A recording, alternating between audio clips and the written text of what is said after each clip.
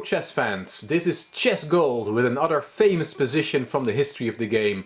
A position you must know if you call yourself a real chess fan. This position was played in Hastings in 1895. The white player is the first world champion Wilhelm Steinitz. He was not world champion at this time. He lost his title to Emanuel Lasker the year before. And the black player is Kurt von Bardeleben. This was the tournament of the century, Hastings 1895, a very important tournament. I'm quoting from Kasparov's, my great predecessor's book, to give you a little bit of background on this game. The years had taken their toll, but in individual games the old lion could still show his claws, reminding everyone of his former might, and that was about Steinitz, of course.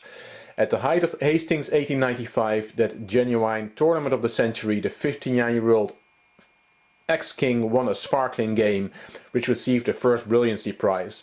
Up till then, his opponent Kurt von Bardeleben had been undefeated with 7.5 out of 9, including a win against Lasker. So this von Bardeleben player was not a pushover, he was a very strong player, and Steinitz won the most brilliant game of his career in this game. This is the position after 22. Rook takes e7. Rook e1 takes e7 check. There are so many variations, even though the game is finished in 3 moves from now. There are so many variations, and it goes beyond the purpose of this channel. This channel which really wants to show you the famous positions. I will not go into lots of detail. There's other videos on YouTube where more detail is shown. I just want to show you the main variation. King is in check, King f8 was played, and now a beautiful pattern arises. The rook each time goes 1 square to the right, giving check, and the king has to flee. Of course, black can also take the rook with the queen, but that is not a way to save the game. Of course, as always, rook c8 takes c1 mate in the position, so Steinitz had to be really careful that he wasn't going to fall into that one. King g8 is the best move. Another little rook move, 1 square to the right, rook g7 check, and again von Bardeleben went with his king to the side, king h8, rook takes h7 check. And this is the final position of the game. Von Bardeleben resigned here. Well, he didn't.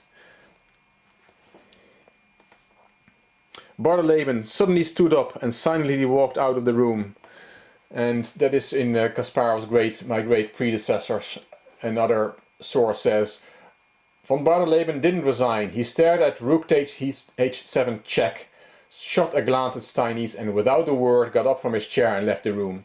He didn't come back. Tournament officials searched and found von Bardeleben pacing angrily. No, he wouldn't return to the board so that outrageous Austrian could mate him. So Steinitz had to wait for von Bardeleben's time to run out before he could claim the win. Not only claim it, he demonstrated the final 10-move mate, and the crowd cheered. And Steinitz got the brilliancy prize for this game. So von Bardeleben was gone. Steinitz worked out the mate in detail, and when von Bardeleben's flag fell, his time was up, Steinitz showed the final moves to the audience. This is what he showed. King g8, and the rook goes back. King h8, and now it's a force mate in 9 moves from here. Queen h4 check. King has to take. Queen h7 check. King f8 check. King e7 check. King e8. It's incredible that this goes mate, but it does, of course, also because the rook on c1 is taking the c-file away from the king. King g8 check. Queen g8 check. King e7. Queen f7. king d8, queen f8, queen has to interpose, and now mate in 2. Knight f7, king d7, and queen d6 mate. What an amazing combination.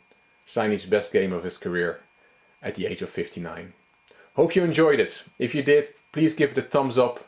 Please subscribe to the channel so you will be notified when I post the next video. This was Chess Gold. Thank you for watching. Bye bye.